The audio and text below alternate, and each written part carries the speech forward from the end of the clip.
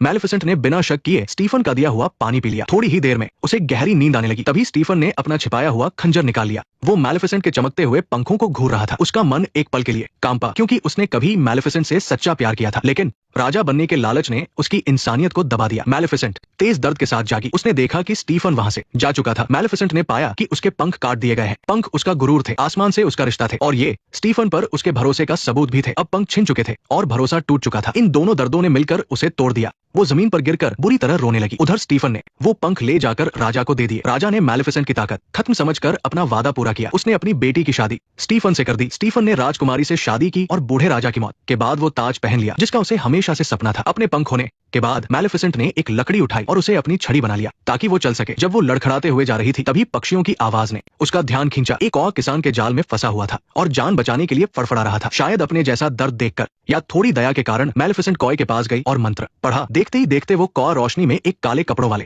इंसान में बदल गया। अपनी जान बचाने के लिए कॉ मैलेफिसेंट का एहसानमंद था। उसने कसम खाई कि अब से वो मैलेफिसेंट के पंख बनेगा। उसका नाम दियावल रखा गया और वो मैलेफिसेंट का सबसे वफादार साथी बन गया। मैलेफिसेंट ने दियावल को पहला काम सौंपा कि वो महल पर नजर रखे और पता लगाए कि स्टीफन इतना बेरहम क्यों हो गया। उधर स्टीफन राजा बन चुका था और शादीशुदा था। मैलेफिसेंट कॉय की बात सुन रही थी। सच्चाई जानकर उसका दिल नफरत से भर गया। पंख तो नहीं रहे, लेकिन बदले की आग उसके अंदर जलने लगी। मैलेफिसेंट के साथ साथ वो हरा भरा जादुई जंगल भी बदल गया। मैलेफिसेंट की नफरत की वजह से जंगल भी वीरान हो गया। एक दिन कॉ एक खबर लाया, राजा और रानी के यहाँ एक बेटी हुई है और जल्द ही एक बहुत बड़ा जश्न होने वाला है। एक बच्चे का स्वागत कितना अच्छा है ना। समय बीता और जश्न का दिन आ गया। सभी लोग महल में जमा थे। जादुई जंगल की परियां भी राजकुमारी को आशीर्वाद देने आई थी, लेकिन तभी वहाँ एक बिन बुलाया मेहमान आया। मैलेफिसेंट वहाँ पहुंच गई। मैं बहुत दुखी हूँ कि मुझे दावत का न्योता नहीं मिला। स्टीफन के चेहरे पर डर और गुस्सा साफ दिख रहा था। स्टीफन गुस्से से अपनी राजगद्दी से उठ खड़ा हुआ। डर और गुस्से ने उसे पूरी तरह जकड़ लिया था, पर मैलेफिसेंट तो बस श्राप देकर वहां से चली गई। स्टीफन को सीधे सीधे खत्म कर देने के बजाय उसे अपने किसी अपने को दूर जाते हुए देखना उसे कहीं ज्यादा नाउम्मीदी और दर्द का एहसास कराता। ठीक वैसे ही जैसे मैलेफिसेंट को जागने पर अपने पंख कटे हुए देखकर हुआ था। मैलेफिसेंट के जाने के बाद राजा ने राज्य के सारे चरखे जला देने का हुक्म दिया। भड़कती आग की लपटों ने